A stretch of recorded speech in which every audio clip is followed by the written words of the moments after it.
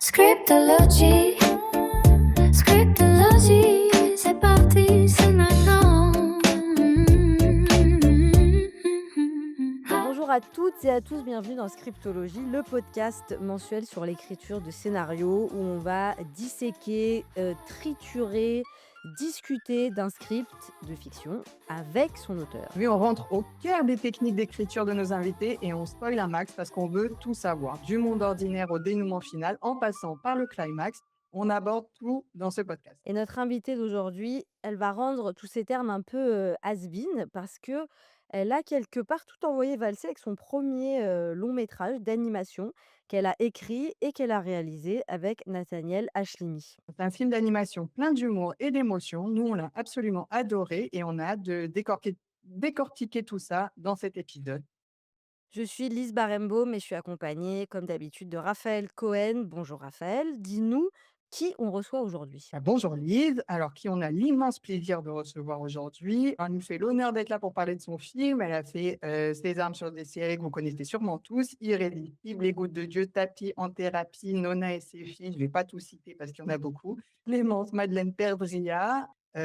Bonjour Clémence, merci beaucoup d'être là. Bonjour. Merci Clémence d'être avec nous pour ce deuxième épisode de Scriptologie. On va parler de ton film La vie de château, mon enfance à Versailles, qui est sorti au cinéma en octobre dernier. Je ne sais pas s'il sera encore en salle quand on va diffuser cet épisode, donc on donnera les infos aux gens pour qu'ils puissent le voir dans la description de l'épisode.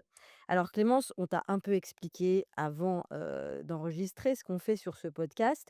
Est-ce que tu es prête à nous livrer tes petits secrets d'écriture, à nous emmener dans les méandres de ton cerveau pour qu'on comprenne vraiment, en profondeur comment cette œuvre est née? Tout à fait, je suis prête à décortiquer, La vie de château. Toutes les comment dire? Ce que je pourrais raconter sur la narration à la fois, consciente et inconsciente. Donc, je suis ravie de le faire. Alors, on va commencer en douceur, on va rentrer dans le vif du sujet petit à petit. Et d'abord, alors La vie de château, c'était en premier lieu un court métrage. Ça a été tellement bien reçu que c'est devenu une série et finalement un long métrage. Il y a eu aussi une série de livres jeunesse. On aime bien nous commencer un peu par les coulisses. Est-ce que tu peux nous raconter rapidement comment tout ça, ça s'est passé, comment les projets se sont enchaînés, comment c'est né ce film de long métrage? En fait, La vie de château, c'est un projet qui a une, longue histoire, heu et l'histoire commence, en 2015. Donc Nathaniel et moi sommes très amis. Nathaniel dessine beaucoup, moi j'écris énormément et ça fait longtemps qu'on se dit qu'on a envie de faire quelque chose, ensemble. En parallèle de ça, France Télévisions lance un appel à projets. Ils veulent produire, 3 courts-métrages avec, pour thème des héroïnes contemporaines. Donc c'était ça le thème qu'ils avaient lancé et donc ils cherchaient des sociétés de production avec des auteurs qui pouvaient proposer, 3 courts-métrages originaux, sur ce thème. Il se trouve que nous, on venait aussi de vivre en novembre 2015 les attentats, qu'on était extrêmement choqués, marqués par ça et que moi je me demandais vraiment comment on allait pouvoir en parler aux enfants en fait, quelques années plus tard, qu'est-ce qu'on allait dire en fait? Qu'est-ce qu'on allait faire? Et donc d'un coup, quand j'ai vu l'appel à projet et ce thème d'héroïne contemporaine, j'ai tout de suite pensé à une petite héroïne, dont les parents, seraient tués à l'occasion des attentats, qui devrait refaire, sa vie et donc tout ça est apparu dans ma tête et j'ai commencé à y réfléchir. J'ai commencé à en parler avec Nathaniel. Nathaniel a commencé à dessiner et ensuite on est allé voir, Lionel Massol, donc qui est producteur chez Film Grand 8 et qui a tout de suite été, hyper enthousiasmé par le projet et donc il nous a, proposé de le produire. Et donc à nous 3, on est allé voir France Télévisions, sachant que quand même ce qui était rigolo, c'est que donc là on est en début 2016, aucun de nous 3 n'a jamais fait d'animation, hein. Moi j'en ai jamais écrit ni réalisé, Nathaniel non plus et Lionel n'en a jamais produit. Et on se retrouve, voilà, au siège de France Télé, devant, les directeurs de programme, le directeur de la chaîne et on pitch quoi ce projet et on sent tout de suite qu'il y a une sorte d'enthousiasme, de chose quelque chose de très ému, enfin voilà, que ça parle aux gens, quoi. Et en fait, ça c'est un peu à l'image de tout ce qui s'est passé sur ce projet, c'est qu'on a eu la sensation, on en parle souvent avec Nathaniel, mais c'est vraiment quelque chose de fort, d'avoir une sorte de bonne étoile autour du projet, quoi. C'est-à-dire qu'on a vécu des moments qui étaient pas faciles, mais globalement, ça s'est hyper bien passé. On a toujours été très, très heureux de travailler sur La vie de château. Donc voilà, ça c'était en 2016. Le court métrage donc de 25 minutes, a été terminé en 2019. Donc ça a pris quand même du temps. En 2019, on l'a présenté au festival d'Annecy où on a gagné un prix. Et le film a eu un accueil absolument incroyable dans sa forme de court métrage, hein. Donc il a tourné un peu partout dans le monde, on a eu énormément de festivals, dont on n'a pas tellement pu profiter parce que c'était l'année du covid, donc on n'a pas voyagé. On a fait beaucoup de Zoom pour, recevoir des prix, pour, partager avec le public et tout ça, qui était un public majoritairement en ligne aussi, c'était des éditions, beaucoup en ligne. Et France Télé nous a demandé de faire une série, qui serait la suite de ce court métrage. Et donc on a écrit à partir de 2020, avec, moi, avec des auteurs et Nathaniel a continué à dessiner, une série, donc 5 nouveaux épisodes de 22 minutes. Voilà. Une fois qu'on a eu terminé cette série, donc ça c'est la série, elle est sortie en décembre 2024. On a eu l'idée, l'envie et avec la production et avec France Télévisions et avec des distributeurs qui s'appellent Jour de Fête, de remonter, en fait, la série. Et donc on a fait un exercice très, très particulier l'année dernière, de faire un remontage des 6 épisodes pour en faire un long métrage de 1h20 qui est donc sorti en salle en octobre dernier. Ça, c'est un peu la trajectoire très particulière donc de La Vie de Château entre 2016 et aujourd'hui 2026. Hem, donc voilà, on est ça a été long, mais on était super heureux à chaque étape et en parallèle de ça, en plus, s'est rajouté effectivement les livres où en 2019, à l'occasion du festival d'Annecy, on rencontre l'École des loisirs et notamment notre éditrice Hélène Millot qui avait envie qu'on adapte La Vie de Château en roman jeunesse. Voilà l'historique. Bah, c'est effectivement pas du tout banal. On a l'impression que c'est un projet que personne ne voulait lâcher, quoi, année après année, que vous avez voulu continuer. Est-ce que c'était difficile au niveau, technique de passer d'un format à l'autre? Quand tu dis d'un format, tu veux dire, de passer de l'unitaire à la série, de la série au long? Ouais, et puis après même au roman jeunesse? Alors, oui, chaque, forme est difficile parce qu'elle a ses contraintes, je dirais. Le court, il faut réussir à dire quelque chose de fort en peu de temps. La série, il faut réussir à être sériel, à trouver un vrai moteur sériel. Le long, bah, c'est encore une autre forme scénaristique. Donc à chaque étape, il a fallu transformer l'histoire, il a fallu trouver, voilà, quels étaient les points d'appui. Mais on avait une telle foi, en fait, en ce qu'on avait envie de raconter, que même s'il y a eu des moments effectivement, bah, de travail, hein, mais c'est moi je trouve de la mécanique, bah, on l'a fait et on avait vraiment comme boussole, Violette et Régis et voilà, ça a pas été si moi j'ai par exemple, c'est l'une de mes expériences professionnelles les plus joyeuses. Ça a été beaucoup, beaucoup, beaucoup moins dur et douloureux que bien d'autres expériences. Alors on va reparler parce que là tu as donné plein d'indices sur, ce qu'est le film et qui sont les personnages et cetera. On va bien sûr, en parler en profondeur. Mais avant, j'avais bien envie que tu nous racontes un petit peu ton expérience de la réalisation parce que j'ai vu, qu'il y a pas mal de projets où tu as réalisé, mais pas tous et j'ai l'impression que tu es quand même principalement scénariste. Enfin, pardon, si je me trompe, tu me corriges, mais est-ce que tu peux nous raconter ton expérience, toi, par rapport à ça, entre le scénario et la réalisation?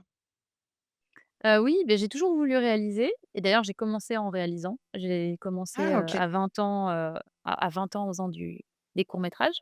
J'en ai fait 4 en l'espace de 5 ans, donc c'est vraiment comme ça que j'ai démarré et d'ailleurs j'ai commencé aussi le scénario par le court-métrage. Au début, je coécrivais beaucoup de cours avec des réals et en fait, bah, pour être très pragmatique, à un certain moment, je me suis rendu compte que je pouvais pas du tout gagner ma vie en réalisant des courts-métrages, c'est pas tellement possible.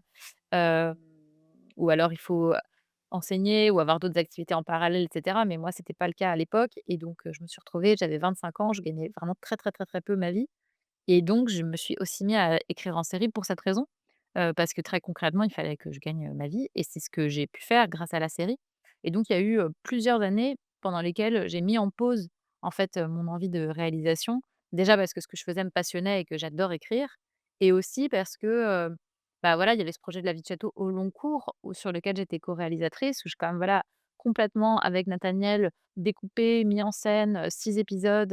Donc ça a été beaucoup, beaucoup, beaucoup de travail et c'est toujours quelque chose aujourd'hui dont j'ai envie, de réaliser donc voilà. Après il y a aussi des projets, par exemple, sur lesquels je suis scénariste ou créatrice de séries que j'ai pas envie de réaliser. C'est aussi arrivé, donc voilà, le désir de réalisation, il a toujours été là et je pense qu'il le sera toujours. Ah d'accord, c'est marrant parce que je savais pas, tu tellement, une figure du scénario, j'ai l'impression dans le paysage français que je savais pas que tu avais commencé par la réalisation et alors quand tu dis, qu'il y a des projets que tu as pas envie de réaliser, c'est quoi la jauge en fait? Qu'est-ce qui te fait décider ça? Hem, Bah, je sais pas trop, je pense que c'est très intuitif. Il y a des choses que je me sens capable de faire et d'autres pas. Je me souviens, par exemple, que quand j'ai créé la série, Irrésistible sur Disney, j'avais pas spécialement envie de la réaliser, en fait. Je me sentais pas forcément, comment dire? Déjà capée pour, entrer une série dans ce nombre-là de jours de tournage qui était quand même très contraignant. J'avais le sentiment que tout simplement j'avais pas l'expérience en fait et que les courts-métrages que j'avais faits, j'avais tourné mon dernier court-métrage, il dure, une trentaine de minutes, je l'ai tourné en 12 jours. Hem, 12 jours, c'est le temps de 2 épisodes quoi. Donc je sais pas si techniquement j'aurais su le faire et j'étais tout à fait, heureuse et épanouie, à l'idée que ce soit d'autres personnes qui le réalisent. Donc c'est très variable en fait. Je pense que peut-être qu'il y a dans la série une notion de commande qui me convient moins, là où moi je me projette plus dans la réalisation peut-être, de d'un long métrage par exemple. OK, bah, peut-être que tu nous en diras un peu plus tard sur tes projets à venir. On parle de La vie de château, mon enfance à Versailles, c'est parti? Allez. Tu sais, Violette, tes parents avaient préparé un papier au cas où il leur arrive quelque chose. Ta maman avait dit très clairement qu'elle voulait que ton oncle s'occupe de toi. Tu savais qu'il travaillait ici? C'est par ici. Ça fait un bail qu'on s'est pas vu.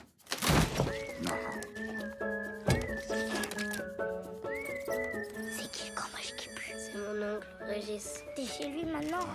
Ça te plaît, Versailles? Nous, ici, on est au service de l'histoire. Quand Marie-Antoinette est arrivée à Versailles, elle avait 12 ans. C'est pas beaucoup plus vieux que toi. Et tu vis où maintenant? Au château de Versailles. Et moi, je suis la reine d'Angleterre.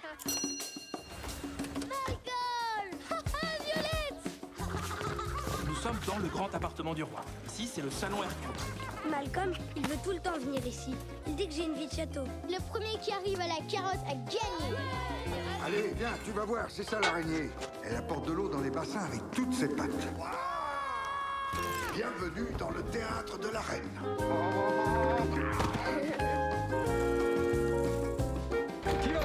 J'ai vu le vrai Louis XIV. C'est impossible, Violette. La vie est plus drôle avec toi. Puis on est une famille de deux.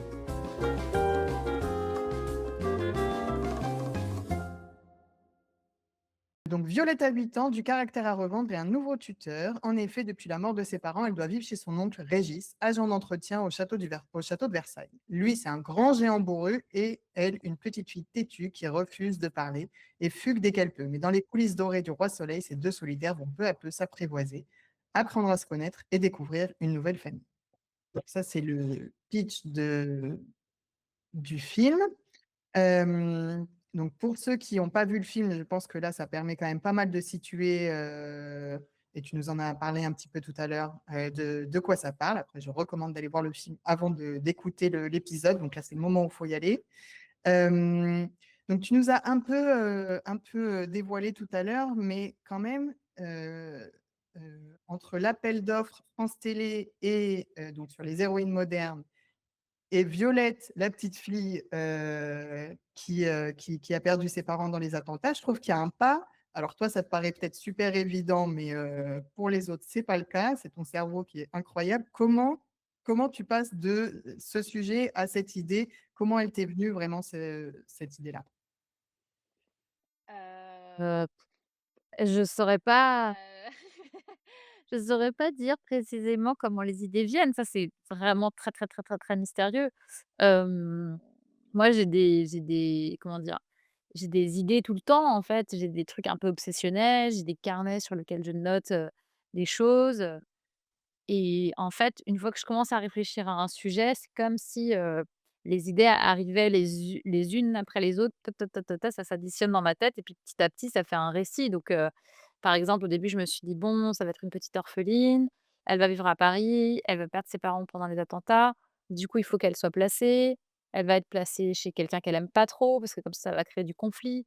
OK, ça va être son oncle parce que c'est logique que les parents aient demandé à ce qu'elle soit aille chez son oncle. Oui, mais pourquoi ils étaient brouillés avec l'oncle? Ah voilà et en fait, par exemple, le château de Versailles, qui est quand même un élément central maintenant dans ce projet, au début, ça se passait pas du tout à Versailles, par exemple et c'est de façon très empirique que je me suis dit: «OK, il faut l'éloigner un peu de Paris, il faut qu'il y ait un trajet à faire que ce soit pénible, il faut que ce soit un endroit qui nous ramène du rêve et de la fiction. Ah, ce serait pas mal que ce soit un château». Enfin voilà, en fait, c'est je ne sais pas comment expliquer ma pensée.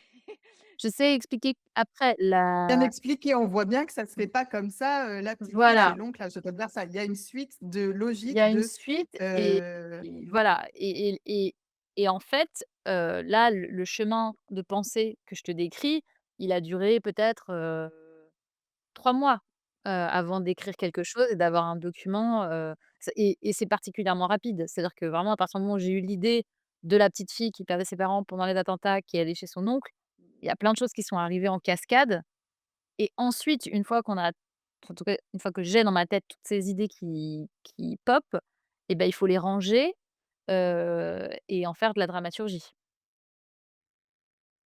Mais pourquoi tu t'as dit: «Il fallait éloigner la petite de Paris»? Pourquoi? Parce qu'en fait, au début, ça se passait beaucoup à Paris et je me suis dit: «Ça va être trop anxiogène, le Paris post-attentat.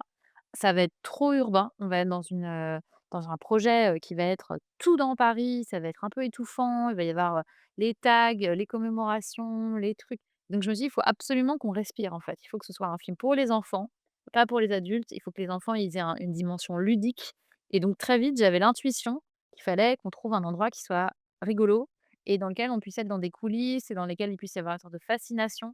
Et c'est là que tout à l'heure, quand je vous disais la partie consciente et inconsciente, c'est-à-dire que, bon là, je suis déjà en train de dézoomer par rapport à la narration, mais moi, je me suis rendu compte hyper tardivement qu'en fait, j'avais repris tous les éléments d'un conte donc la petite orpheline, le château, l'ogre bourru, il y a même la notion de labyrinthe à un moment, la le personnage allié, la petite souris, le personnage de l'assistante sociale qui en fait est une sorte de bonne fée. Mais tout ça, au moment où j'étais en train de l'écrire, j'en avais pas du tout conscience. Moi, j'avais l'impression d'être méga originale et que j'étais en train de faire un truc de dingue et cetera. Et c'est que des années plus tard, quand j'ai relu le scénario, quand j'ai revu ce qui se passait, je me suis dit: «Mais en fait, j'ai rien inventé du tout, quoi». Mais de toute façon, je pense qu'on n'invente pas grand-chose.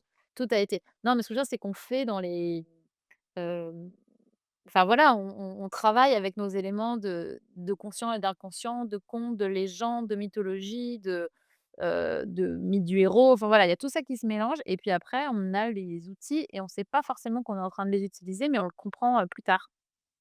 Maintenant, ça me paraît une évidence. Et tu Beh, viens maintenant de que dire tu le dis, c'est une évidence. On l'a pas forcément pensé en voyant le film, ouais. Ouais. tu viens de dire qu'il fallait que ça soit rigolo aussi parce que ça s'adressait à des enfants, mais jusqu'à ce moment-là, il me semble que tu avais pas écrit pour un public, d'enfants. Non, Qu'est-ce jamais. que tu as eu envie d'écrire pour les enfants? En fait, j'avais envie d'écrire pour les enfants depuis toujours, heu, parce que je trouve que, bah, les plus beaux souvenirs de cinéma qu'on a généralement, c'est des souvenirs de l'enfance. C'est quand même ce qui forge aussi beaucoup de choses, les films qui nous ont marqués, qui nous ont émus, qui nous ont traumatisés. Donc moi, j'avais très, très, très, très envie de travailler pour les enfants depuis longtemps, mais je me méfiais un petit peu de la catégorie animation, parce qu'on est quand même dans des milieux, qui ont du mal avec la porosité et en fait, quand moi j'ai commencé à travailler, donc c'était il y a presque 17 ans, et bah, il y avait très peu de porosité. Par exemple, les gens qui faisaient de la quotidienne, ils faisaient que de la quotidienne. Les gens qui faisaient de la télé, ils faisaient que de la télé. Moi, quand j'ai commencé à travailler, il y avait pas encore eu 10, il y avait pas encore eu, le Bureau des légendes. Aujourd'hui, il y a une sorte de démocratisation. On a l'impression qu'il y a beaucoup plus de passerelles entre les scénaristes de cinéma, de télévision, que quelqu'un qui a fait de la quotidienne peut travailler sur des séries 52, il y a pas trop de problèmes. Mais à l'époque, c'était pas du tout le cas et à l'époque, quand on travaillait sur de l'anime, on travaillait que sur de l'anime. Les scénaristes d'animation, ils pouvaient pas du tout après faire de la prise de vue réelle. Et donc du coup, moi, j'avais très, très peur, si je commençais par faire de l'anime, d'être, étiquetée scénariste animation et de plus jamais pouvoir travailler sur de la prise de vue réelle. Donc en fait, j'ai attendu d'avoir vraiment bien installé mon petit bonhomme de chemin en série, en prise de vue réelle et effectivement, c'est ce pourquoi aujourd'hui on m'appelle le plus de la série et ce pourquoi je suis le plus identifiée. Et d'ailleurs pas spécialement dans un genre particulier parce que j'ai fait exprès de multiplier les genres pour pas non plus qu'on me catégorise scénariste de séries policières, parce que je sais qu'on est dans un métier dans lequel, oui, on met des casquettes très, très vite. Donc j'étais rassurée de me dire: On me mettra pas dans la case animation. Je ferai pas que ça tout le temps, tout le temps, tout le temps parce que c'est pas ce que j'avais envie de faire non plus. Par contre, l'idée de travailler sur des films pour les enfants, je trouve ça, hyper excitant et je trouve par ailleurs qu'on ne parle jamais des scénarios de films d'animation qui sont, à mon sens, sans doute les mieux écrits, puisque pour moi, il y a pas grand chose de mieux à l'écriture que, un Totoro ou un Toy Story, ou un Disney et qu'il y a une exigence, en fait, dans la forme, de l'écriture qui est, à mon avis, 1000 fois supérieure à celle qu'on demande à la plupart des longs métrages. Mais c'est alors Cette double lecture, de qui faut que ça marche pour les enfants, faut que ça marche pour les adultes. Enfin, dans l'idéal, faut que tout le monde Mmh. s'amuse en voyant le film et donc Ouais oui, c'est et hyper, que et hyper que la exigeant. ouais et que l'attention des enfants est beaucoup plus exigeante que celle des adultes. Nous, on tolère au cinéma un ventre mou, par exemple. On se dit: «Bon, là, c'est un peu le ventre mou de l'histoire». Alors qu'un enfant qui s'ennuie, il se lève, il s'impatiente, il s'en va, il quitte le film, tout simplement. Donc voilà, pour moi, il y a pas grand chose de mieux écrit en termes de long métrage que les films pour enfants. mais ça, c'est pas qu'un film pour enfants. C'est-à-dire quand on le voit quand même, vu le thème de départ qu'après, c'est pas qu'on l'oublie, mais on n'y revient pas tout le temps aux attentats, mais quand même, c'est un film sur le deuil, plus les attentats, c'est en fait, c'est lourd. Quand je l'ai vu, je me suis dit, déjà des adultes peuvent le voir et être divertis, intéressés, mais comment les enfants qui l'ont vu, est-ce qu'ils ont posé des enfin, est-ce que tu as eu des retours d'enfants qui t'ont demandé: «C'est quoi les attentats?» voilà, tous ces thèmes-là? Tout le temps. Ouais, ouais, à chaque fois qu'on présente le film, on se sent responsable du fait qu'on apprend le mot attentat à pas mal d'enfants. Hem, alors, en fait, ce qui est étrange, c'est que quand on le présentait en 2019, les enfants étaient pour la plupart contemporains de cette époque. Donc en fait, en 2015, ils étaient là et ils se souvenaient de ce qui s'était passé. Donc ils étaient beaucoup plus au fait de la notion d'attentat que maintenant quand on présente le film en 2025 où en fait, il y a plein d'enfants qui, pour certains, n'étaient pas nés au moment où c'est arrivé. Et alors avec les commémorations, il y en a quand même beaucoup qui en ont entendu parler à l'école, à la radio, avec leurs parents et cetera. Mais c'est vrai qu'on s'est senti un peu responsable. On s'est dit: «Oh là là, mais il y a des enfants à qui on apprend cette notion, quoi», ce qui est quand même, un peu costaud, mais avec toujours aussi beaucoup de parents qui nous disaient: «Mais merci, en fait, de nous donner des clés pour parler de ça, parce qu'on ne sait pas comment en parler avec nos enfants et qu'on sait qu'un jour ou l'autre, on va devoir leur en parler». Parce qu'ils posent des questions, parce qu'ils savent, parce qu'on vit dans un monde dans lequel cette notion, elle est quand même malheureusement, bien, bien installée. Après, je dirais que le film, je trouve, enfin, l'expérience que j'en ai là pour la compagnie depuis 10 ans, en fait, bouleverse beaucoup plus les adultes que les enfants. Parce que nous, adultes, on a une notion maintenant de la perte qui est beaucoup plus grande finalement, alors que les enfants, comment dire? Ils sont tellement habitués à des récits d'orphelins. Heu, Harry Potter, il a perdu ses parents, Elsa et Anna dans La Reine des Neiges, ils ont perdu leurs parents. Quasiment tous les héros Disney ont perdu leurs parents. En fait, pour eux, c'est un point de départ qui est assez classique, en fait. Eux, ils disent: «Bon, bah, oui, elle a perdu ses parents, ça va, quoi». En fait, ils le vivent pas de la manière aussi émotionnelle que nous, adultes et parents aussi, le vivons. Donc ils ont un rapport à ça très pragmatique. OK, elle a perdu ses parents, qu'est-ce qui va lui arriver? Allez, on y va. Et en fait, ils projettent pas du tout ce que nous, on projette. Et moi, ce qui m'a beaucoup, beaucoup aidé pour écrire, c'est Totoro, qui est quand même mon exemple préféré, mon film préféré, de toute la vie. Et Totoro, moi, je me sens très bien que quand je l'ai découvert petite fille, je suis passée totalement à côté du fait que la maman était malade, qu'elle était à l'hôpital, que les 2 petites filles attendaient son retour et qu'il y a même un moment dans le film où la maman, ne rentrera peut-être jamais, voire va mourir à l'hôpital.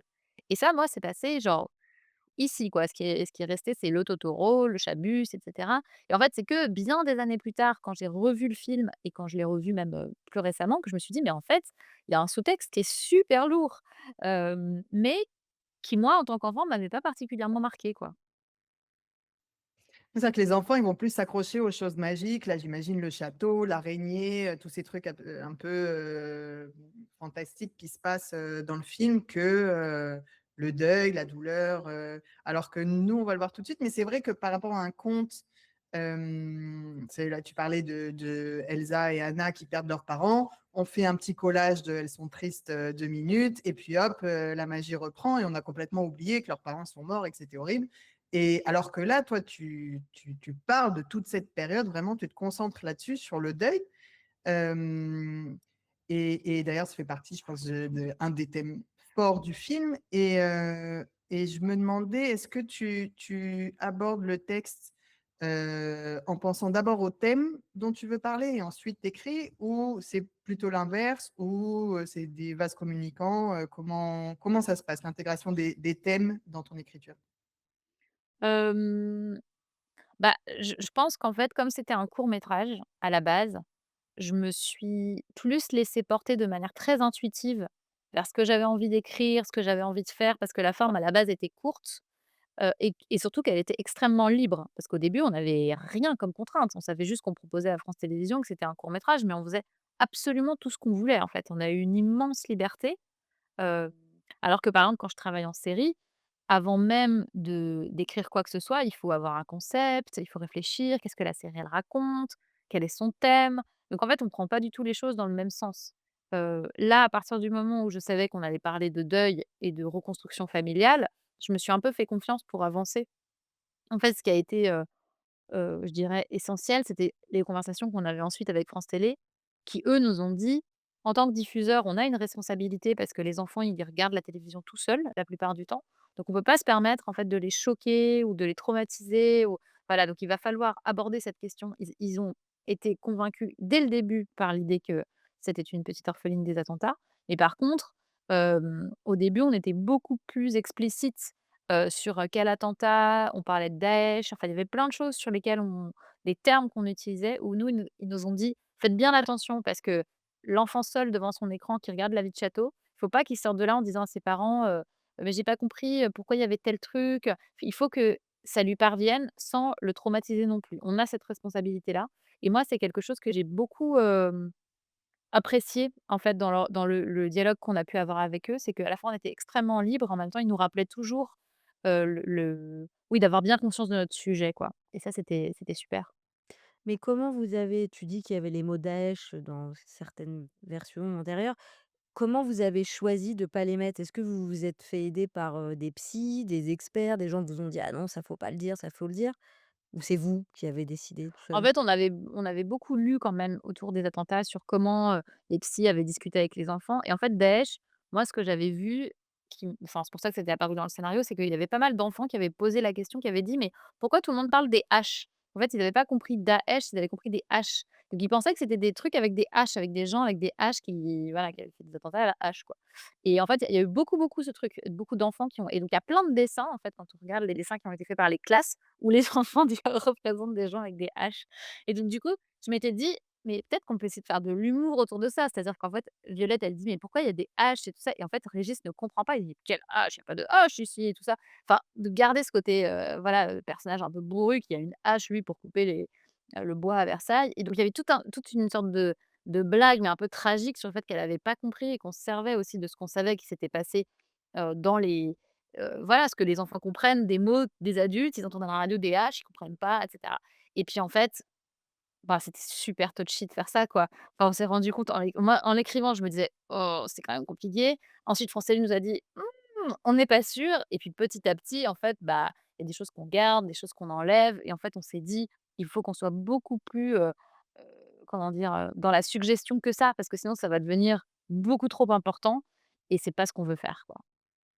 Donc Et d'ailleurs, voilà. c'est vraiment hyper subtil dans le film, la manière dont vous amenez les attentats, parce que Violette, elle en parle pas, concrètement avant la toute fin du film et pour autant, en tant qu'adulte, on comprend très vite que c'est ça qui s'est passé parce que vous mettez, voilà, des tags, on passe devant rapidement, il y a tout un tas de tout petits indices. Il y a la radio une seconde et les gens parlent de ça et hop, il éteint la radio. C'est vraiment des tout petits indices. Est-ce que c'était une volonté justement de parler aux adultes et pas aux enfants à ce moment-là? Est-ce que, ou c'était Bah juste, pour pas être trop lourd là-dessus ou quoi? je trouve ça drôle que tu dises ça parce que pour moi, c'est pas très subtil, hein, parce que le premier jour où elle revient à l'école, il y a quand même un camarade qui lui dit: «Tes parents, ils sont morts? Ils sont morts dans les attentats?» C'est très dit, quoi. Non, mais ça C'est arrive pas tout de suite, quoi. C'est-à-dire qu'on a l'enterrement des non, parents, elle arrive chez ouais, son oncle et cetera. ça c'est vrai, ça n'arrive pas tout de suite, mais la phrase, elle est quand même vraiment prononcée. C'est-à-dire qu'il y a vraiment, le retour à l'école, c'est aussi la fonction de cette scène, c'est de dire voilà, elle va aussi partir et on va avoir ce motif de la fugue qui va s'installer parce qu'elle a pas du tout envie qu'on lui parle de ça tout le temps et même d'entendre les mots et cetera, c'est trop dur pour elle donc elle prend la décision de partir. Mais les choses sont quand même dites. Mais Moi, oui, je je l'ai suis enregistré que dans la scène de Louis XIV, c'est ça qui m'est ouais, resté parce où, que où c'est elle qui le dit, en fait. ouais, elle le dit, elle le redit après avec ses camarades, pendant le théâtre. En fait, il y a aussi l'idée que, heu, comment dire? Que les choses ça je pense c'est très vrai aussi chez les enfants, que les choses existent quand elles sont dites et donc ça met du temps de dire, en fait et qu'à partir du moment où on pose une parole, ben, on conscientise ce qui est en train de nous arriver. Donc voilà et pour te répondre, Lise, oui, on a consulté beaucoup, beaucoup de textes qui avaient été écrits par des psys sur comment parler des attentats et cetera. Ça, c'est quelque chose quand même qu'on a beaucoup pris et par ailleurs, moi, c'est vrai que, pendant la fabrication de La vie de château, j'ai travaillé en thérapie et donc j'ai aussi beaucoup pu, parler avec des psys. On avait notamment dans la saison 2 un personnage d'enfant, donc il y avait pas mal de choses que je pouvais aussi glaner. Je lisais énormément là-dessus. Donc c'est vrai qu'on n'a pas eu un consultant particulier pour ça, mais que c'est quelque chose sur lequel on a été très vigilants. Passer à une question un peu technique. Donc, on a déjà un peu abordé le sujet, mais le film s'ouvre sur donc l'enterrement des parents de Violette. Et on peut considérer, donc si on prend un petit peu les théories d'écriture qu'on trouve dans les bouquins que tout le monde connaît, ça comme l'élément déclencheur de l'histoire. Est-ce que je me trompe ou pas? Ou peut-être même Heu, les attentats sont l'élément déclencheur. ouais, moi je dirais que je suis sur un début vraiment, in medias res, c'est-à-dire que souvent dans ce genre de début, l'élément déclencheur a eu lieu avant. Heu et donc là, en l'occurrence, la mort des parents est l'élément déclencheur. S'il y a pas de mort des parents, il y a pas d'histoire. Ouais, mais du coup, ça, on le voit pas, il arrive avant le début du film. Comment Mmh. tu abordes ça? Comment parce qu'on a, on va dire, dans une structure classique, on va avoir, une espèce d'intro, une exposition où on voit un petit peu la vie du personnage avant qu'il se passe l'élément déclencheur, puis, hop, le changement et cetera. On bascule, dans l'acte 2 un peu plus tard. Donc toi, tu démarres direct là-dessus. Est-ce que enfin, comment tu as abordé, ce truc-là? Est-ce que c'était une volonté de, hop, rentrer dans l'histoire vraiment directement? Est-ce que tu as la sensation que tout ce qui se passe avant, on s'en fout, ça a pas d'intérêt? Ou que, est-ce que tu peux nous raconter, cette décision-là, comment elle est venue? En fait, j'ai toujours su qu'on n'allait pas voir les parents, et les voir partir.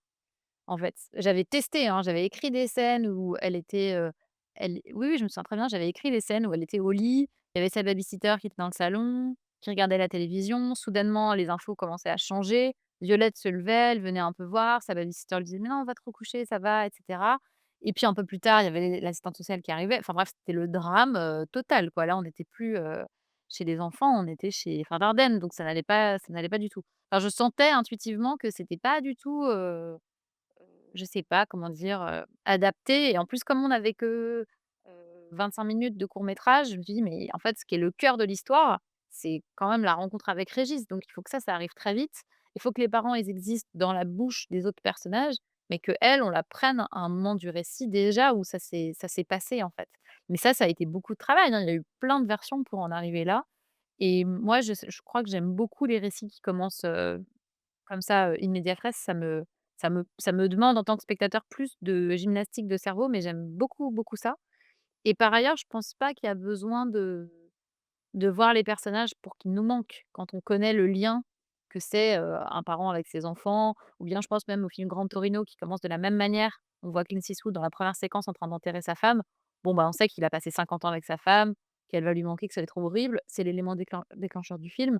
Il a lieu, avant que ça démarre et ça me va très bien, en fait, j'accepte ça. Mais encore une fois, il a fallu passer par plein d'options pour l'éliminer et pour se dire: «La bonne option, c'est en fait d'embrasser, ce qu'on a décidé de faire, c'est-à-dire une orpheline, première scène, cimetière, boum, et on savait que ça serait pas très, très joyeux, hein, mais en fait, ça aurait été un autre film que de dire: C'est l'histoire d'une fille qui vit à Paris avec ses parents. Ses parents sont super, mais un jour, ils partent au restaurant et ils s'en vont et cetera et là, ça aurait été autre chose, en fait. Et est-ce que tu as l'impression que ça s'inscrit dans une mouvance? Parce que j'ai l'impression, qu'on voit beaucoup ça en série aussi où, on le sait maintenant, la série, il faut que ça démarre tout de suite. Dans les 5 premières minutes, si les spectateurs sont pas accrochés, ils zappent et cetera, ou ils passent à un autre, truc sur Netflix et du coup, on a tendance à faire ça, un petit peu zapper l'intro, enfin l'exposition ou je sais pas comment on va appeler ça, le monde ordinaire ou quelque chose comme ça et on rentre directement dans l'élément déclencheur. Est-ce que tu as l'impression que, bah, c'est une nouvelle ou peut-être pas tout nouveau, mais une manière plus moderne d'écrire ou pas? Non, pas du tout. Je pense que les dramaturges, grecs, Shakespeare et cetera ont bien compris le in medias res bien avant nous, que ça se pratique au théâtre depuis très, très, très longtemps. Je pense qu'en série, en fait, parfois on a cette impression, mais je pense pas que c'est la majorité du temps. Parce que notamment tout ce qui est polar, bah, on a toujours, en fait, une exposition, on rencontre les flics, un cadavre qui fait l'élément déclencheur, puis une enquête qui commence et franchement, 95 du temps, c'est comme ça parce que c'est très compliqué de faire autrement. On peut pas démarrer quand le cadavre a déjà eu lieu et cetera. On a besoin de la fraîcheur de l'incident. Donc moi, j'ai l'impression qu'il y a plein de séries qui pratiquent le in medias res, mais pas tant que ça, en fait et tout simplement parce que ça coupe, ce qui est savoureux aussi, c'est-à-dire vraiment la présentation d'un monde, la présentation de personnages, hem, donc hem, donc non, je dirais plutôt qu'aujourd'hui, on est rentré dans une écriture où il y a beaucoup l'idée du teaser, qui est quand même très, très, très important, en plus encore plus chez les anglo-saxons que chez nous. Mais je pense par exemple là à The Leftovers, bah, dans la série, on a un teaser qui nous permet vraiment de poser la situation, c'est-à-dire l'élément déclencheur qui est ce moment où il y a, je ne sais plus quel pourcent de la population qui a disparu, je voudrais pas dire de bêtises, je crois que c'est 5 mais je suis pas sûre. Hem et on voit ça, en fait et ça, c'est le teaser et ensuite tac, ellipse et on est quelques années plus tard avec les gens qui ne se sont pas remis de cette disparition. Mais il y a quand même un teaser qui est, en fait, une présentation de situation initiale, perturbée. Donc moi, je fonctionne beaucoup dans ma mécanique, de scénariste, hein, avec, le schéma Kinner, c'est-à-dire vraiment, une situation initiale, un élément déclencheur, des péripéties, un dénouement, une situation finale. Une fois que j'ai ça, franchement, sur à peu près tout, je suis rassurée. Je me dis: «Bon, bah, c'est bon, là, j'ai un truc qui tient à peu près la route». Mais je sais que ma situation initiale et mon élément déclencheur, c'est quelque chose avec quoi je peux jouer, en fait et qui peut, que ça va sauter. Mais de toute façon, c'est un peu aussi, comment dire, heu une arnaque de dire ça puisque dans La Vie de Château, il y a quand même une situation initiale et il y a quand même une présentation d'un nouveau monde C'est qui est vrai, celui de ouais, ouais. Versailles. Donc oui, oui, en fait, c'est des éléments avec lesquels tu joues, au cas par cas, un petit peu, bah, selon le film, selon ce qu'on a envie de faire passer. D'ailleurs, tu parlais tout à l'heure vraiment, dans ta manière d'écrire, des émotions que tu avais envie de susciter chez les gens, où tu disais: «Bah, faut qu'il y ait un château pour que ce soit un peu magique» et cetera. Tu en parlais, tout à l'heure. Donc ça, c'est vraiment, ta ton guide quand tu écris? Bah, encore une fois, tu vois, je me suis pas dit: «Il faut qu'il y ait un château pour que ce soit magique». Je me suis dit: «Il faut pas rester à Paris parce que ça va être angoissant» et après, des années plus tard, je me suis dit: «Ah, j'ai fait un château», comme par hasard. J'aurais pu choisir plein d'autres choses qu'un château, mais ce qui m'est venu, c'était un château parce que je pense que j'avais besoin de ramener, du conte là-dedans, mais encore une fois, de manière hyper inconsciente. Ça paraît fou aujourd'hui parce que je le dis, ça semble une évidence, mais à ce moment-là, je me suis pas du tout dit: «Tiens, Violette, c'est une petite princesse moderne et Régis, c'est un ogre comme, Hagrid ou tous ceux qu'on connaît». Enfin vraiment, je n'ai pas du tout pensé à ça. Ça s'est fait de façon complètement, intuitive et en fait, je pense que c'est une force parce que la culture qu'on a, hem, des mythes, elle nous irrigue tout le temps sans qu'on s'en rende compte et c'est génial de pouvoir s'y raccrocher et je sais que, bah, à la Fémis, j'ai des étudiants, en série qui souvent ont peur de ça, qui disent: «Ah mais non, mais on l'a trop vu, je peux pas faire ça parce que ça fait trop penser à Roméo et Juliette» et je leur dis: «Mais c'est génial en fait, ça fait penser à Roméo et Juliette, ça veut dire que tout le monde va y penser de manière un peu inconsciente et donc ça fait des guides, ça fait des repères, c'est génial en fait de faire ça». Donc c'est pas du tout des choses qui me font peur et donc il y a certains moments dans mon écriture, je saurais pas dire pourquoi je suis des intuitions et quand elles me semblent bonnes, hem, ouais, j'essaie de m'y ouais, de tendre vers ça. Après l'autre chose, c'est que j'écoute quand même beaucoup les gens qui me font des retours et on sait qu'on est dans des métiers dans lesquels on a beaucoup de retours. Là, en plus, on était dans un cadre c'était pas un court métrage, comment dire? Financé par une production avec, pas de diffuseur. Nous, on avait un diffuseur, on travaillait pour France Télévisions, donc on avait les retours de Lionel, les retours des diffuseurs, donc il fallait prendre en compte tout ça et je sais aussi que quand j'entends la même chose plusieurs fois, quand un producteur, un diffuseur me disent des choses, il faut que je tienne compte de ce qu'ils disent parce que ça reste l'avis de 2 personnes, 2 lecteurs, 2 potentiels spectateurs et que notre métier, c'est d'intégrer les retours, même si parfois on n'a pas envie. Il y a un thème qui est central, c'est quand même le deuil. Est-ce que, et on a l'impression, ce qui est intéressant, c'est que Violette, elle vit le deuil de ses parents à sa façon comme un enfant, mais il y a d'autres personnages qui sont un peu, en deuil, en fait, dans cette série de telle ou telle chose, notamment son oncle qui est en deuil de sa carrière, de danseur. Et en fait, la petite va l'aider à faire la paix avec ce passé. Je veux pas trop dévoiler le film, mais elle va l'aider par rapport à cette histoire à lui qui n'est pas résolue et où il a mis un petit peu un voile dessus. Est-ce que ça, c'était conscient ou inconscient, de ta part de faire qu'un personnage en deuil aide les autres à vivre leur deuil? Est-ce que c'est la façon de Violette de se réparer? Je le dirais peut-être pas comme ça, mais en fait, moi, j'ai vraiment l'impression que on est dans une société dans laquelle on dit tout le temps que les adultes apportent beaucoup aux enfants, mais on ne dit pas assez que les enfants nous apportent, énormément, en fait. Et comme, on est aussi dans une société qui aime pas trop les enfants, qui le fait bien sentir et qui aide pas trop les parents à être parents, les enfants à s'épanouir, le l'urbanisme à les accueillir, enfin, moi, tout ça, c'est des choses qui m'importent beaucoup, qui me choquent beaucoup. Hem Et du coup, j'avais très envie de faire un film dans lequel l'enfant apporte beaucoup aux adultes, en fait. Parce que je crois que c'est ce qui se passe dans la vie, en fait. Et je crois que les enfants, à certains moments, ils arrivent et avec, leurs questions, leur naïveté, leur rapport très concret aux choses, bah, en fait, ils éclairent des situations. Donc oui, Violette, elle bouscule quelque part son oncle en lui demandant de l'entraîner, au spectacle et elle le confronte, en fait, au fait que, bah, il a arrêté, que c'était dur, qu'il reproduit ce que fait son père avec lui, c'est-à-dire une forme de tyrannie, heu et d'incapacité à parler parce qu'en fait, Violette aussi, elle met les mots, elle met un peu les pieds dans le plat, mais elle dit les choses et donc moi, ça j'avais vraiment à cœur et c'est quelque chose qui s'est beaucoup développé avec la série aussi. Qu'à chaque, épisode, Violette, elle a elle a des positions, quoi. Alors parfois, elle a des positions un petit peu, bah, comme les enfants, hein, c'est-à-dire qu'elle aime pas que les choses bougent. Donc par exemple, ce qui avant était l'épisode où tous les gamins avaient envie que Régis et Olga se disent leur amour et bah, dans cet épisode-là, ça s'est resté dans le long métrage un petit peu. Violette, ça l'intéresse pas du tout, en fait. Elle a pas du tout envie de se mêler de cette affaire, mais parce qu'en fait, au fond, intuitivement, elle sent bien que ça ne la regarde pas et c'est vrai, les histoires d'amour de son oncle ne la regardent pas. Donc elle, à ce moment-là, elle dit: «Non, très peu pour moi, je vais chercher ma souris qui a disparu» et donc elle se dérobe, mais en faisant ça, elle permet aussi à Régis de vivre ce qu'il a à vivre sans que ce soit sous les yeux de sa nièce, en fait et ça, c'est des choses, enfin, en tout cas, je crois aussi que comme le temps d'écriture, il a été long et de développement, c'est des choses dont j'ai vraiment pu avoir le temps d'y penser, de me dire: «Qu'est-ce qui est juste?» et c'est vrai que, par exemple, au début, elle était un peu impliquée dans l'histoire d'amour, elle aidait, les déclarations et je me disais: «Mais ça va pas, en fait, c'est bizarre qu'elle soit là, c'est pas sa place», et voilà, encore une fois, de façon très intuitive, je me suis dit: «Non, il faut qu'elle ait sa propre intrigue à côté» et elle, pendant que Malcolm et les jumeaux essayent de caser les adultes ensemble, elle, hop, elle prend la tangente et elle a autre chose à faire, quoi.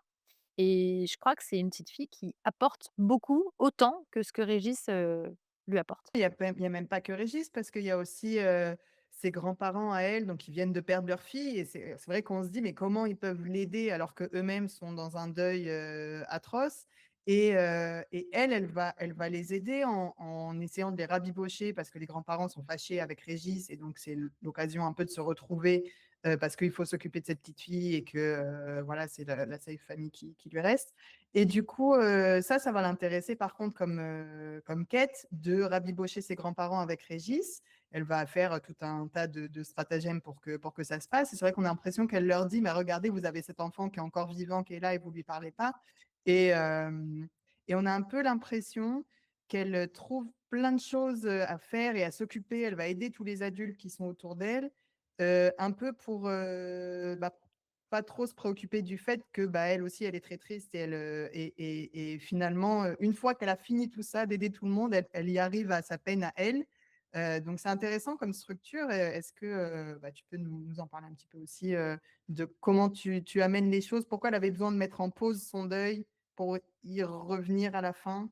Bah, je pense pas qu'elle le met en pause, je pense qu'elle le vit, en fait, moi, j'ai essayé qu'elle le vive de la façon la plus enfantine possible, parce que je crois que les enfants, j'en connais pas heureusement tant que ça, mais les quelques-uns que j'ai pu croiser qui étaient en deuil, ils étaient dans un rapport très concret au réel, en fait. Les enfants en deuil, ils sont pas, toute la journée en train de dire: «Ah mais quand je faisais ça avec ma maman, ah mais quand je faisais ça avec mon papa». Non, ils sont dans les problèmes du quotidien maintenant. Est-ce qu'ils apprennent à faire du vélo? Est-ce qu'ils font ci? Est-ce qu'ils font ça? Et puis il y a des moments, ils ont des bouffées de rappel du fait que leur situation n'est pas la même. Mais je crois que encore une fois, c'est nous, adultes, qui passons notre temps à mettre les choses en perspective, ce qui est pas tellement quelque chose que font les enfants. Les enfants, ils ont un rapport au présent et heureusement et qu'est-ce qu'on les aime pour ça, qui est totalement différent du nôtre et donc c'est pour ça que nous, on s'est dit et c'est vraiment une discussion que j'avais tout le temps avec Nathaniel, parce que ça rejoignait évidemment des questions de dessin aussi, mais comment on fait pour qu'elle soit au présent? Et en fait, au présent du truc, elle, bah, voilà, elle sent bien que la situation est tendue, elle sent bien que quand elle a envie de voir des photos de sa maman quand elle était petite, bah, en fait, c'est pas du tout une pulsion morbide, c'est juste ça l'intéresse. Sa maman avait, un lit jumeau avec Régis, elle a envie de voir le lit, elle a envie de comprendre ce qui s'est passé, enfin, elle a voilà, encore une fois, je pense que si on avait eu un enfant, plus tourmenté, dans le vite, notre série aurait pu être, je trouve, un peu obscène sur les sentiments et sur le deuil, en fait et j'avais pas du tout, du tout, du tout envie de faire ça. Donc ça me faisait très peur, donc je me disais la seule manière de contourner cet écueil, de dans le pathos, c'est vraiment d'être avec un enfant présent, vivant, qui dit ce qu'elle a à dire quand elle le dit, qui quand elle le dit d'ailleurs, moi je pense que c'est d'autant plus émouvant quand elle dit les choses parce que justement c'est pas du tout quelqu'un qui est dans la plainte, hem mais qui a aussi un fort caractère et d'ailleurs, Violette, c'est pas un personnage qui est très drôle. Régis est beaucoup plus rigolo que Violette. Violette, c'est un personnage qui est assez premier degré, en fait. Et c'est normal, vu ce qu'elle vient de vivre, elle va pas commencer à faire des blagues. Mais du coup, on avait besoin de l'entourer d'une galaxie avec des personnages qui sont un peu plus rigolos, parce que c'est vrai qu'elle, elle a un côté, sérieux. Ouais, c'est vrai. Et d'ailleurs, est-ce que tu peux nous parler de la scène de fin où justement elle va dire, je crois que mes parents sont morts, etc. Quand elle rencontre le fantôme de Louis XIV, c'est une scène que j'ai trouvée incroyable. Et voilà, comment tu as eu cette idée? Comment c'est venu? Est-ce que tu peux nous en parler? Ouais, bah, la scène, c'est pas tout à fait la fin, c'est un peu avant, qu'elle fasse, parce qu'en fait, elle a 2 moments d'annonce. Il y a 2 moments où elle dit, ce qui se passe, il y a la première fois qu'elle le dit plus verbalement, effectivement, c'est avec le fantôme, mais ensuite elle le redira à ses camarades à qui elle a menti, qu'elle a pas dit qu'elle avait perdu ses parents et en fait, bah, Louis XIV, moi, j'avais envie qu'il y ait un fantôme depuis super longtemps dans la série, à l'époque où c'était une série. Ça me semblait super important et une autre chose que j'avais envie de faire, c'était de dire: «C'est pas nouveau, les attentats». C'est pas nouveau les orphelins, en fait. Donc de tout temps, il y a eu des attentats. De tout temps, il y a eu des gens qui ont commis des actes comme ça, gratuits, inattendus, violents et ça a été le cas de d'Henri IV, donc le grand-père de Louis XIV qui a été assassiné, sauvagement, dans sa petite calèche, et donc je trouvais ça fort et important qu'à un moment dans cette série qui parle aussi d'histoire, puisqu'elle est dans un lieu d'histoire, qu'elle aime l'Égypte, qu'elle aime, voilà, les rois et les reines et cetera. Il y ait quelqu'un qui dise: «Ah mais moi aussi j'ai perdu, quelqu'un par les mon grand-père, dans les attentats», ça c'est quelque chose qui existait en fait et donc ça permet de dézoomer et de pas rester dans l'idée qu'on est dans une sale période, mais qu'en fait de tout temps, il y a eu des moments terribles, quoi. Donc ça, c'était quelque chose qui me plaisait bien, je l'avais en tête depuis longtemps, cette notion d'attentat et par ailleurs, oui, je pense que il y a quelque chose dans le fait de dire: «Il y a un fantôme» et que c'est ce fantôme-là qui lui dit, même si c'est un roi, la chose la plus importante, c'est l'amour, en fait. Tu peux pas te fermer aux sentiments totalement. Il faut que tu restes, ouverte à ça, ouverte au changement, ouverte à au fait que les gens peuvent s'aimer même s'il s'est passé tous ces drames. Je trouvais ça très beau que ça vienne de la part de quelqu'un qui est mort. Mais là encore, tout ça était très intuitif. Au moment où je l'ai écrit, ça me ça je j'étais en fait, je me faisais confiance, c'est-à-dire que quand j'écris des scènes et que ça m'émeut, je me dis: «Bon, là, je suis dans un endroit qui est pas trop mal».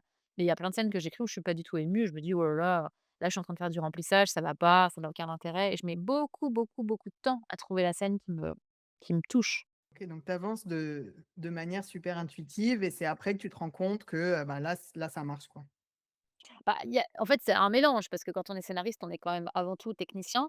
Donc c'est une fois que je sais que j'ai des choses une fois que je me dis: «Bon, alors au début, il va faire ça et puis à la fin, il va faire ça. Ah, puis à la fin, ce serait super de se servir de la souris pour que la souris la ramène au château pour qu'elle accepte ensuite de partir avec les grands-parents». Enfin, une fois que j'ai fait ça dans ma tête, je peux aller en profondeur dans chaque séquence.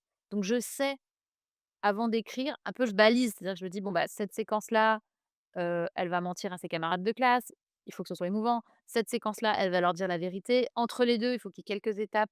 On comprend qu'elle met en place une sorte de petit mensonge, mais qui est un peu compliqué et donc voilà, une fois que je sais où sont mes pôles d'émotion, je viens, tricoter dans la séquence, quoi. Et ça, tu te le fais, tu te fais des graphiques? Tu fais comment tu fais, pour, voir ces contrastes, ces jauges? OK, là, j'ai de l'émotion, là, j'ai, de l'humour, là, j'ai, de Bah, en fait, c'est un peu particulier parce qu'on est vraiment en train de parler d'une sorte de d'ovni scénaristique.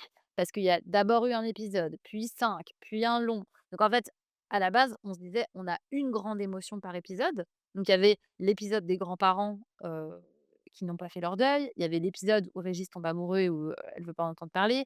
L'épisode où elle a un spectacle à faire, où elle a menti à ses camarades. L'épisode où elle rencontre un fantôme et l'épisode où elle retourne chez ses parents, qui est vraiment le final, quoi.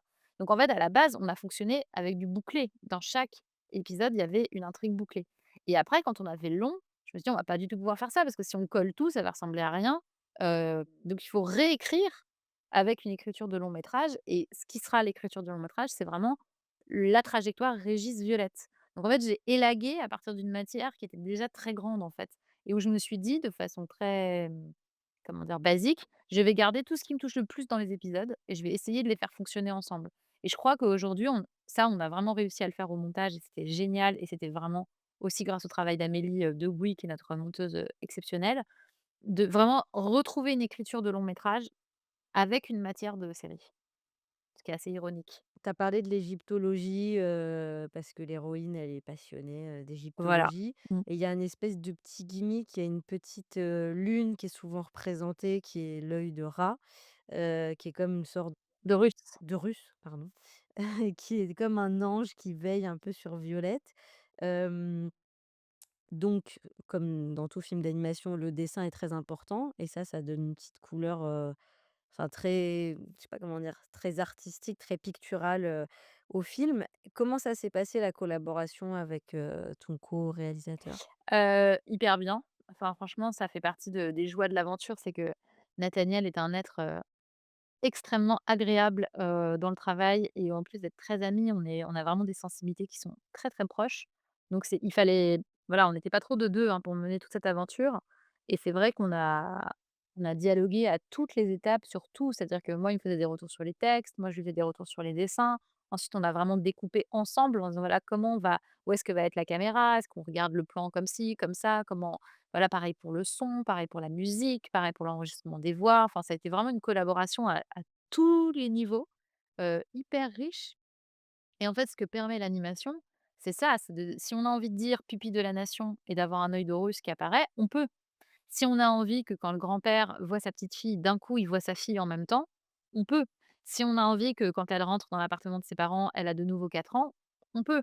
Et ça, c'est génial, en fait, parce que ce genre de convention en prise de vue réelle, on peut le faire. Moi, il y a un exemple que j'adore, c'est Jacques Audiard dans Un prophète qui fait un fantôme avec, le cou tranché qui fume par le cou dans un film qui est pourtant hyper réaliste, mais c'est génial, mais c'est très difficile de l'installer parce qu'il faut, en tant que spectateur, on achète un truc, d'un coup on fait: «Oh là là, il y a un fantôme qui fume par la gorge, OK, très bien, on y va, allons-y, faisons ça», mais c'est très difficile et Audiard y arrive très bien, mais c'est pas tout le monde y arrive, quoi et en animation, on peut se permettre ça et donc on cherchait avec Nathaniel les moments de poésie, les moments d'émotion, comment on allait pouvoir incarner cette mélancolie pas seulement par des images réalistes correspondant à l'histoire, mais aussi par des sorties, heu, ouais, ouais, poétiques. Donc l'œil d'Horus qui se transforme en petite étoile, qui veille sur la maison, qui tremble quand Régis dort et cetera. C'est des choses qui sont arrivées comme des petits motifs qui aussi accompagnent, Violette, en fait. On avait quand même besoin de l'entourer, cette petite fille. Mais d'ailleurs, en parlant d'égyptologie, il y a, moi, quelque chose qui m'a incroyablement impressionnée, c'est la spécificité de tous les personnages. Donc on vient de le dire, elle est fan d'égyptologie, ce qui est aussi un truc qui a, pas rien à voir, mais qui est très spécifique et qui est très, en plus, on va dire.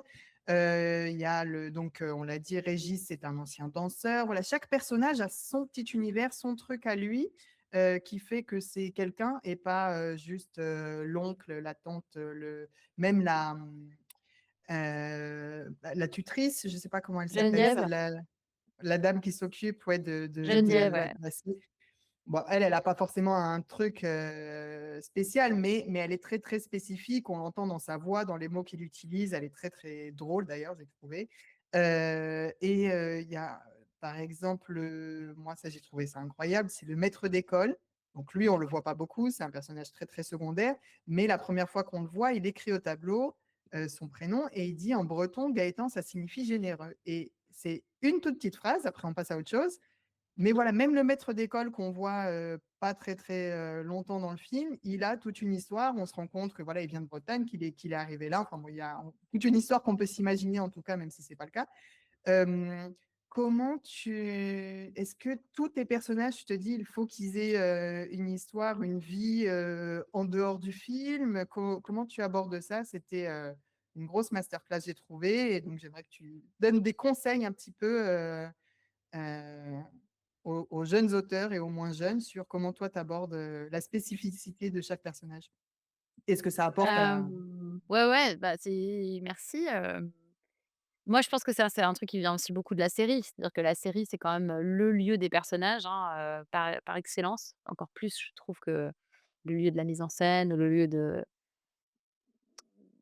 ouais, enfin, de l'intrigue si aussi, mais vraiment c'est le pour moi, c'est l'endroit où les personnages sont les plus importants et les plus touchants généralement et c'est vrai que encore une fois, j'ai des intuitions. C'est-à-dire que je me dis, «Cette petite fille, elle va être quand même plutôt sérieuse, plutôt comme ci, plutôt comme ça».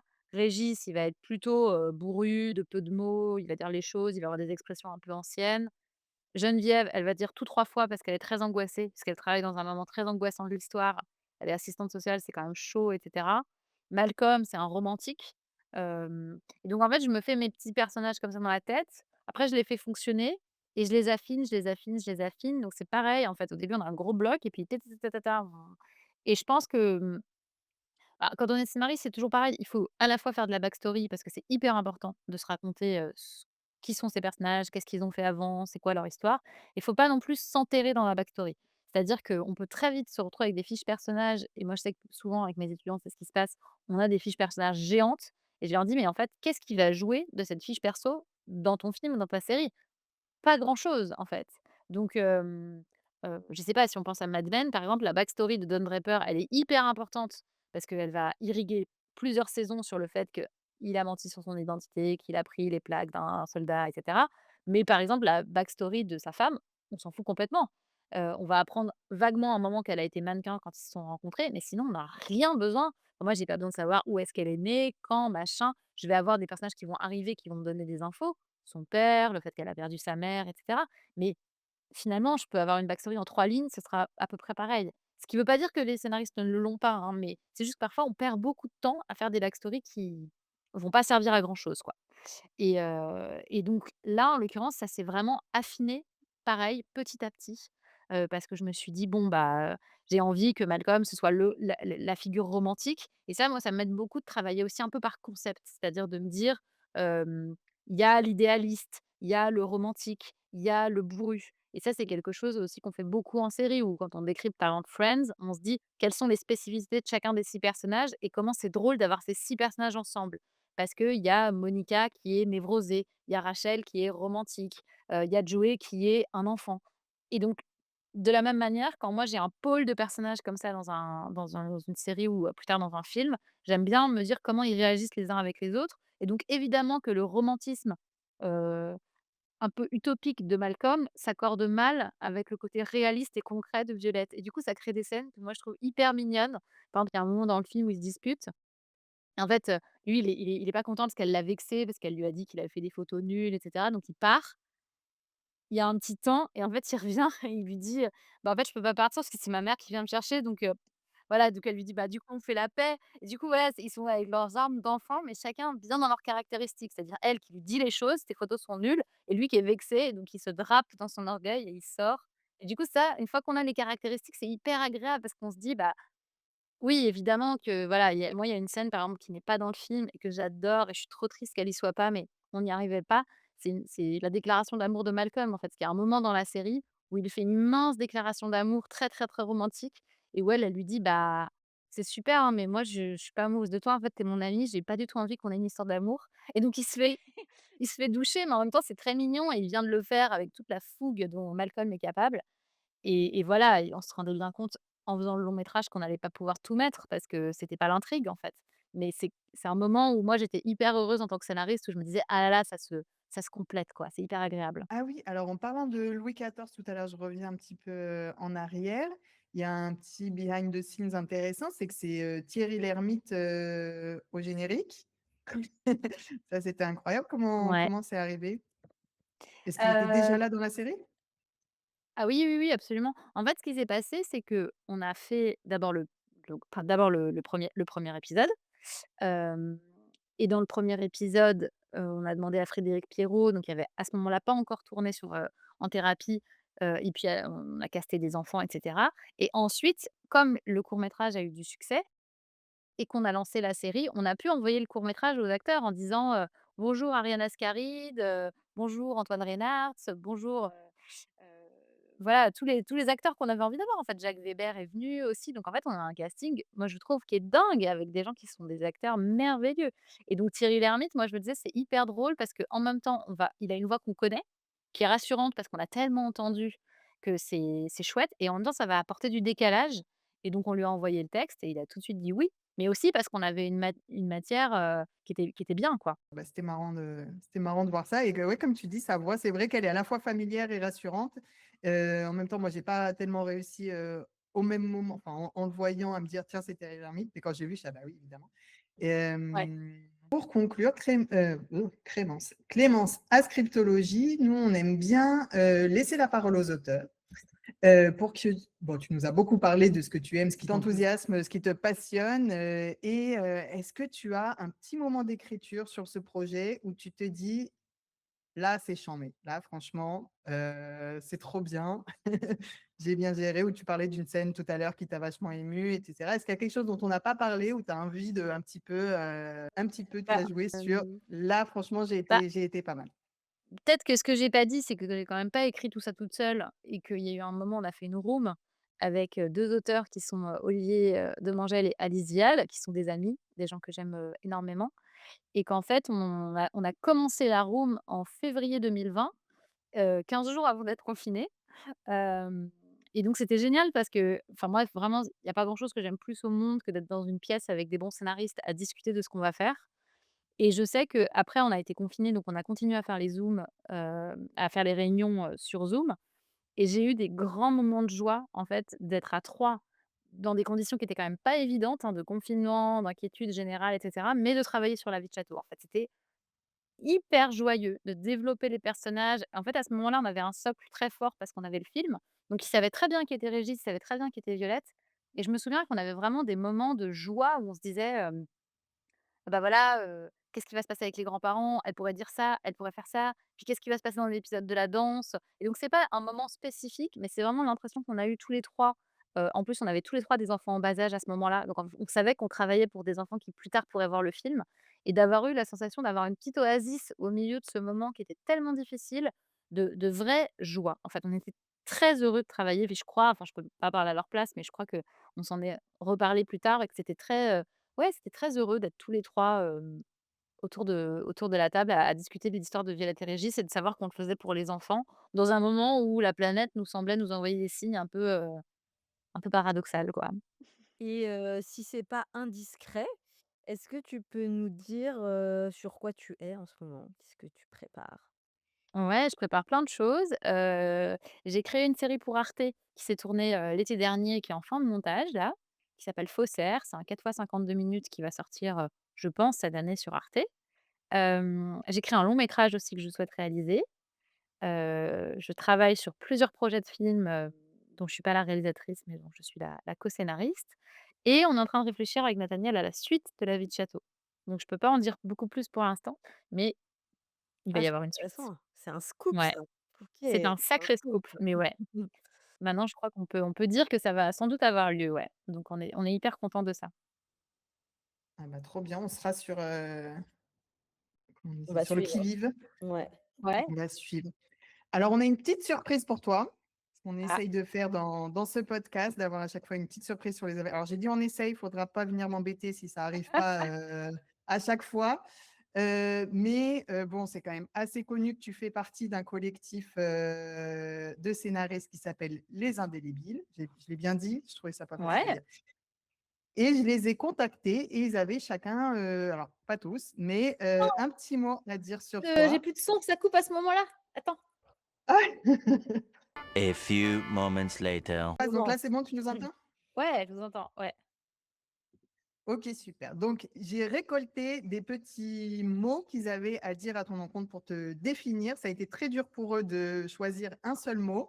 Bon, dans l'ensemble, c'est quand même assez élogieux. Je crois qu'ils t'aiment bien.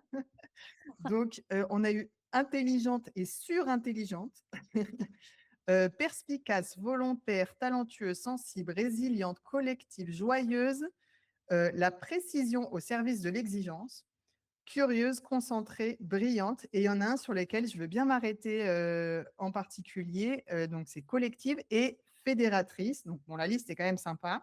Est-ce que tu peux du coup nous parler de ce collectif? Si, est-ce que, tu as l'impression d'être au cœur? Est-ce que c'est toi qui fédères? Est-ce que, c'est un sentiment qu'ils ont mais qui est, pas forcément vrai de ton point de vue à toi?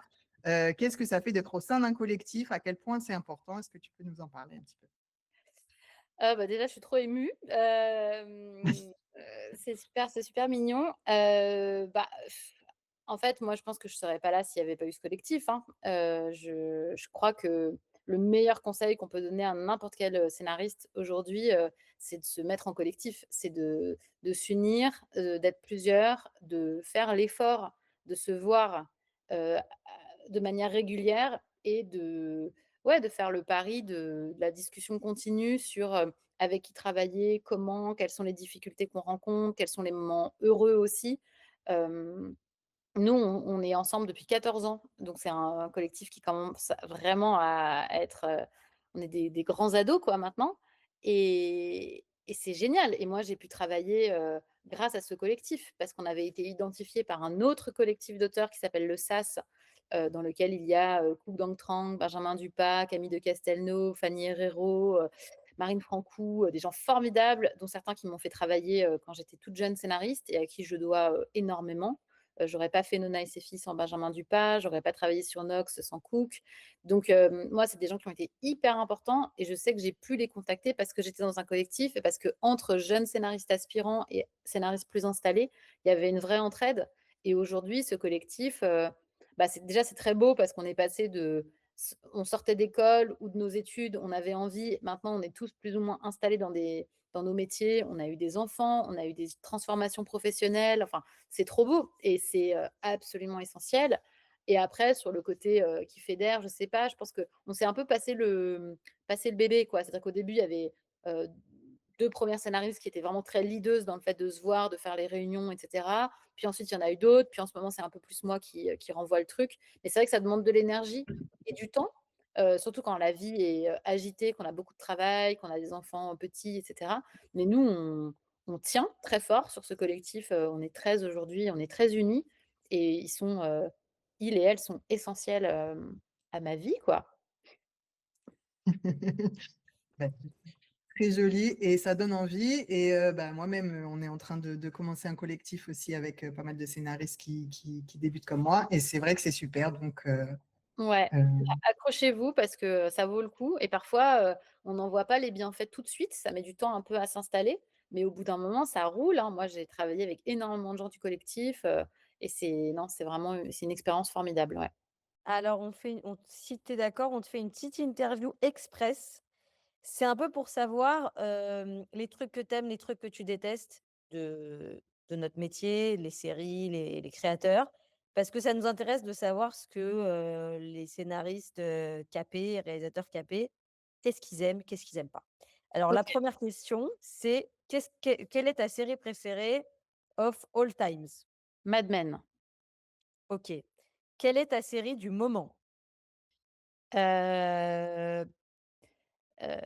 j'ai pas de série du moment. J'ai regardé Los Años Nuevos en décembre. Je pense que c'est la dernière série que j'ai vue, nouvelle, entière. Le dernier film que tu as adoré? J'ai adoré, Sound of Falling, Les échos du passé, qui est un film allemand qui est sorti il y a 15 jours et que je trouve extraordinaire. Le dernier film que tu as détesté? Oh, heu, est-ce que j'ai détesté un film récemment? Je sais pas. Heu, non, j'ai regardé beaucoup de films par la plateforme des Césars. Il y en a certains que j'ai arrêtés, mais je vais pas donner de nom. OK, bon, Ah! c'est-à-dire qu'on a un peu une shortlist quand même. Après, on se Voilà, débrouillera nous-mêmes. voilà. Est-ce que tu as un livre ou une méthode préférée, sur la dramaturgie? Hem je réfléchis. Je pense que j'ai quand même beaucoup aimé Truby, notamment, toute la théorie qu'il expose sur la prémisse, que je trouve hyper intéressante. Je pense qu'en tant que scénariste, c'est très, très, très bien de relire Truby et la prémisse. Ça, je trouve ça assez riche. J'avais bien aimé et je l'ai lu il y a longtemps, mais à l'époque, ça m'avait un petit peu fait des petites, pépites, dans la tête, le Save the Cat, sur comment on crée de l'empathie pour les personnages, même les personnages les plus détestables. Et j'avoue que je reviens souvent à mon petit schéma Kinner, dont je parlais tout à l'heure. Est-ce qu'il y a un ou une, scénariste, qui t'inspire particulièrement? Oh, il y en a beaucoup quand même. Il y en a quand même vraiment, vraiment beaucoup. Heu, enfin vraiment, enfin, Tu peux je en pense dire plus que un. ouais, bah, je crois que dans les séries, bah, oui, je pense que quand même David Chase, c'est un immense créateur de séries qui a pas grand chose de mieux que Les Sopranos. Je crois que après c'est des exemples très variés, mais par exemple moi j'ai adoré ce que fait Lena Dunham. Il y a beaucoup, beaucoup, beaucoup de scénaristes dont j'aime le travail, dont je suis le travail, dont j'aime, voilà, moi je peux être aussi très fan de séries comme, The Haunting of Hill House et tout ce que fait Mike Flanagan autour de la série et de l'horrifique. Je trouve ça absolument fascinant en ce moment et en France, il y a beaucoup de gens dont j'aime le travail aussi. J'adore le travail de Camille de Castelnau, j'aime beaucoup ce que fait, heu Jean-Xavier de Lestrade. Enfin voilà, il y a beaucoup de scénaristes dont je suis le travail et je crois que c'est vraiment bien, et pratique de se dire que pour le boulot, il faut qu'on voit des choses. C'est une bonne excuse pour regarder plein, plein de séries, mais je trouve que c'est important quand on est scénariste, de regarder beaucoup de séries de ce qui se fait aujourd'hui dans notre industrie. Parce que même si on adore les Américains et les Anglais, en réalité, c'est pas tout à fait la même chose et donc il faut être, au clair avec ce qui se passe, maintenant. Justement, la dernière chose qu'on voulait te demander, c'est une recommandation, bon, ça peut être vraiment n'importe quoi, pour, les gens qui débutent dans la fiction à n'importe quel poste. Réalisation, écriture, au plateau, Ah bah, je saurais pas dire à n'importe quel poste parce que, par exemple, si on parle du scénario, moi je dirais se mettre en collectif, écrire beaucoup, beaucoup, beaucoup, tout le temps, tous les jours. Parce qu'en fait, faire son métier, c'est ça, c'est écrire, hein. À un moment, il y a pas beaucoup de secret. Et pour les autres postes, je saurais pas dire exactement. Je pense qu'il faut ce qui est beau dans le cinéma et dans la série, c'est qu'on peut vraiment démarrer sur le tas et aller sur des tournages et pouvoir commencer comme petit assistant et petit à petit gravir les échelons et en ça, je crois qu'il y a encore vraiment la place pour des gens qui ont envie de faire des choses et de travailler beaucoup, quand bien même ils auraient pas forcément la formation. bon, bah, super, merci beaucoup. Et ben voilà, Scriptologie, c'est terminé. Merci beaucoup Clémence d'avoir partagé, avec nous, tes petits secrets, du métier. Merci pour ta confiance, pour ton temps, pour ta gentillesse. On est vraiment, ravis d'avoir pu discuter avec toi. Bah, merci pour l'invitation, ça m'a fait super plaisir et c'est rare de pouvoir, vraiment entrer dans les mécaniques d'écriture donc merci beaucoup pour ça. Ben c'est gentil. C'est vrai que ce podcast, il vient un petit peu, d'un manque. Il y a plein de super, super podcasts qu'on écoute, assidûment, mais c'est vrai qu'on des fois, on a envie de parler, bah, d'écriture, en soi. Donc, bah, merci beaucoup d'être venu. Bon, les amis, c'est la fin de cet épisode. On espère que ça vous a plu. N'hésitez pas à nous suivre et à parler de nous si c'est le cas. Scriptologie, le podcast, est disponible sur toutes les plateformes où vous écoutez des trucs et aussi sur YouTube. Et bien sûr, sur tous les réseaux sociaux, Insta, LinkedIn, ça s'appelle Scriptologie, le podcast. Alors, Lise, qui est-ce qu'on reçoit la prochaine fois pour que les gens puissent aller voir ce dont on va parler? Alors la prochaine fois, accrochez-vous parce qu'on reçoit du très très lourd. C'est Marc Herpoux qui sera avec nous, qui va nous parler d'un petit bébé à lui, une œuvre moins connue que Sambre ou Pigalle qu'il a faite.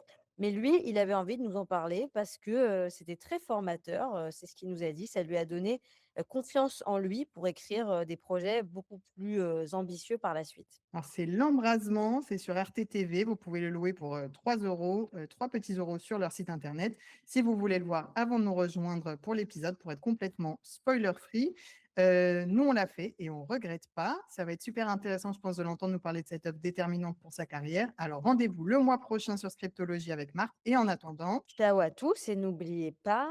non, il n'y a toujours pas de catchphrase, par contre. Ça, Bon, c'est va pas falloir encore que tu fait. bosses un peu là-dessus, Raphaël, parce que là, ça commence à être gênant. À chaque fois, je te lance et puis ça fait. Voilà. Bref, on va travailler là-dessus. Désolé. Ok, en attendant, à la fin. Salut! Scriptologie, lit podcast sur l'écriture de scénarios. Scriptologie, on discute avec un auteur. Oh, Scriptologie, c'est la fin, mais on vous donne rendez-vous. Scriptologie, le mois prochain avec nous.